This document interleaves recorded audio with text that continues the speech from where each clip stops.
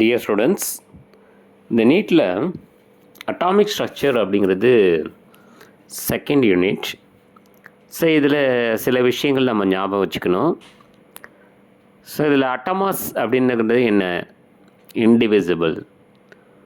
So எலக்ட்ரானை வந்து யார் கண்டுபிடிச்சது? J Thomson. இது உங்களுக்கு தெரியும். எலக்ட்ரானோட மாஸ் வந்து 9.1 × 10⁻³ கிலோகிராம். அதோட சார்ஜ் பார்த்தீங்கன்னா -1.6 × 10⁻19 கூலும். சரி, புரோட்டான் யார் கண்டுபிடிச்சா? புரோட்டான், அந்த நியூக்ளியஸ் இருக்கு இல்லையா, புரோட்டான் பாசிட்டிவ் சார்ஜ் உள்ளது. அதை யார் கண்டுபிடிச்சது அப்படின்னா கோல்ட்ஸ்டீன். சரிங்களா?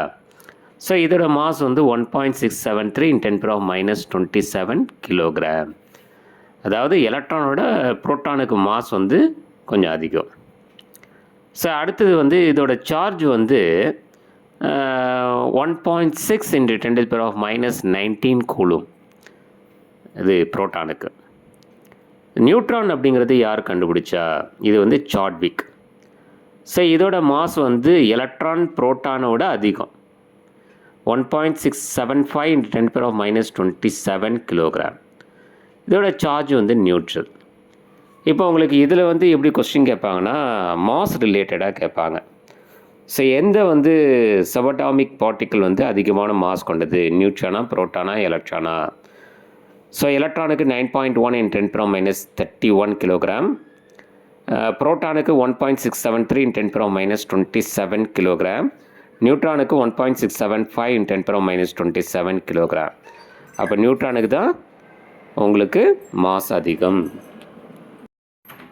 ஸோ அடுத்து வந்து பாசிட்ரான். ஸோ இதை யார் ஐடென்டிஃபை பண்ணா அப்படின்னா, டிஸ்கவர் பண்ணுது அப்படின்னா சிடி ஆண்டர்சன்.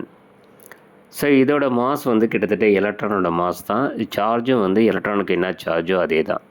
மாஸ் வந்து 9.1 × 10⁻31 கிலோகிராம். ஸோ சார்ஜ் வந்து -1.6 × 10⁻19 கூலும். சரிங்களா?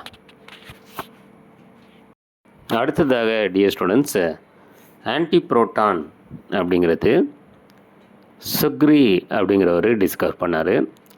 இதோட மாஸ் பார்த்தீங்கன்னா புரோட்டானுக்கு என்ன மாஸோ 1.673 × 10⁻27 கிலோகிராம் அப்படிங்கிறதும், சார்ஜ் வந்து புரோட்டானுக்கு என்ன சார்ஜோ 1.6 × 10⁻19 கூலும் அப்படிங்கிறது ஆன்டி புரோட்டானுக்கு.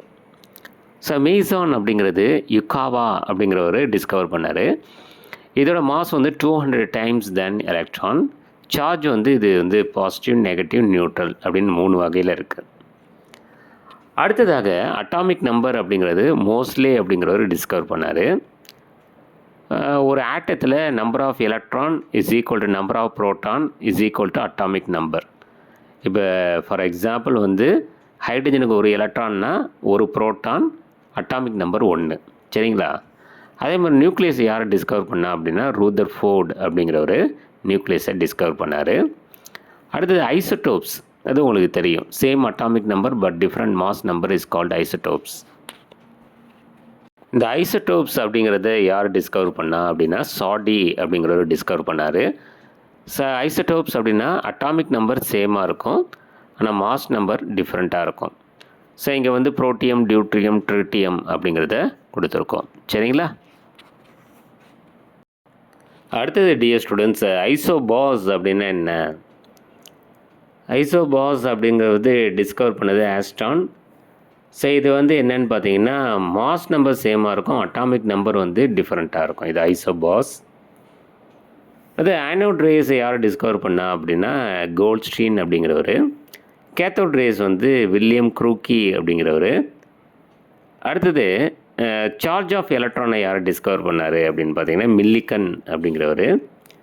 இந்த specific charge ratio E/m ratio சொல்கிறோம் இல்லையா, ஸோ இது யார் சொன்னார் அப்படின்னா ஜே தாம்சன் அப்படிங்கிறவர்.